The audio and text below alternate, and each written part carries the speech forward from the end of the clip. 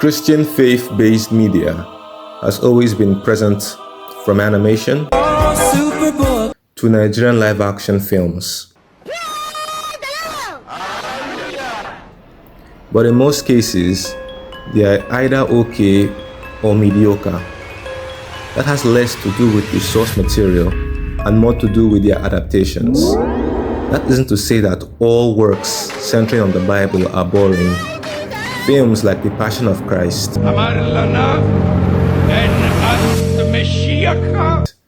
The Prince of Egypt, I shall be with you when you go to the king of Egypt, and House of David David, kings consolidate their rule. are masterful retellings of the scriptures as they show the human element of God's plan on earth. These four are some of my favorite stories from the Bible that deserves adaptations on par with the three I just praised. Please note that this list is non-sequential, meaning there is no preference to how they are ordered. Now let's begin. Our first offering is during the reign of Xerxes I of Persia, who threw a huge banquet for all his princes, nobles, and generals. A great king who could not tolerate disrespect. Xerxes, who would be disrespected by his wife when she refused his order to appear before him and his princes. A great king who, in order to avoid looking weak by tolerating the disrespect, chose to replace his wife. Xerxes, who would call for the retrieval of every beautiful virgin in his empire for the sake of finding a new trophy wife, and the woman he would choose, a Jew named Esther. I know it's Esther's story, and yet I spent most of the time talking about the king.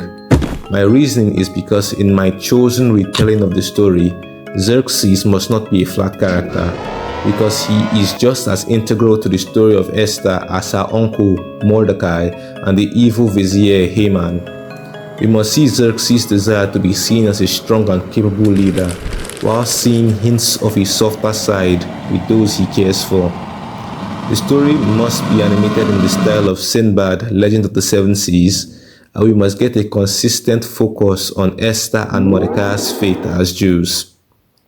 It does not have to be a 3-minute long prayer scene, but something as simple as a 5-second prayer scene when she wakes up, and another 5-second scene when she's preparing to be presented to the king.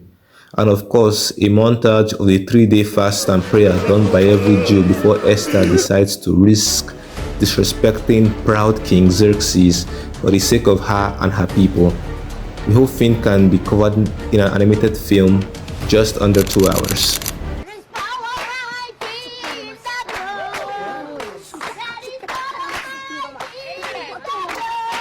Our second entry is set in Babylon during the reign of a king called Nebuchadnezzar. He sieged the Jewish capital of Jerusalem and took multiple of its people as his own, including our protagonist and his friends.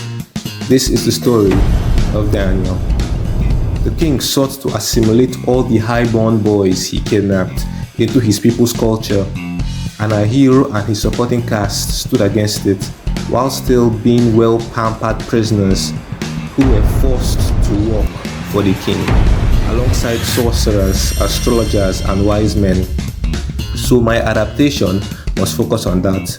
We must see how actions such as human sacrifices and blood magic were commonplace, and how Daniel and his supporting cast survived in such a place riddled with mysticism, jealousy, and violence, culminating in the king's command to all wise men to tell him the dream he had the previous night and its interpretation.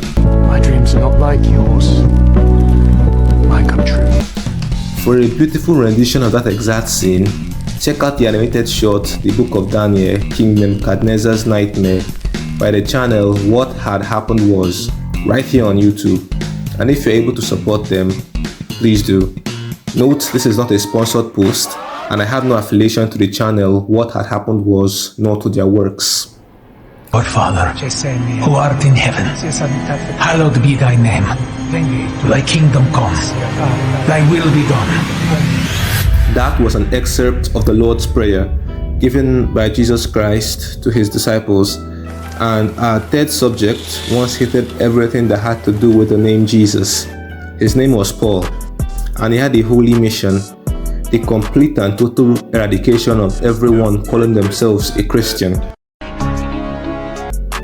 This must be a series in order to cover the length of Paul's journey and his encounter with Jesus, as he would go from hunting Christians to becoming one of history's most revered Christians. Specifically, it has to be a live-action adaptation. Animation tends to spectacularize violence, but here we need to see the raw human emotions of Paul's victims and his grief about his past actions upon conversion.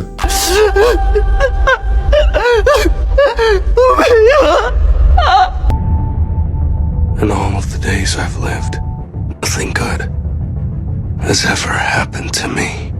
We've all had our fair share of bad days. To live life, you need problems. And irrespective of your faith, whether you be Christian, Muslim, Hindu, or an atheist, there are times where it feels like powers beyond your human comprehension have it out just for you. And this is a story of a man who felt the same. A man called perfect by God, a man whom the devil sought to test, a man who encountered multiple tragedies in the same day. This is the story of Job.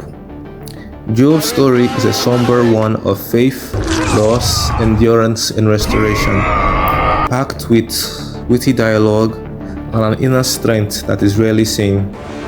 The whole thing can be covered in a short film, just under 30 minutes, and must be animated in the style of Genndy Tartakovsky's Primal, as that would capture the quiet yet powerful feeling I got while reading his story.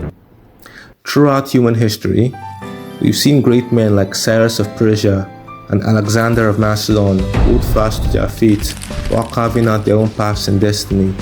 These stories of the Bible share that in common, as they show men and women holding fast against insurmountable odds because they know that they are not alone. I shall be with you when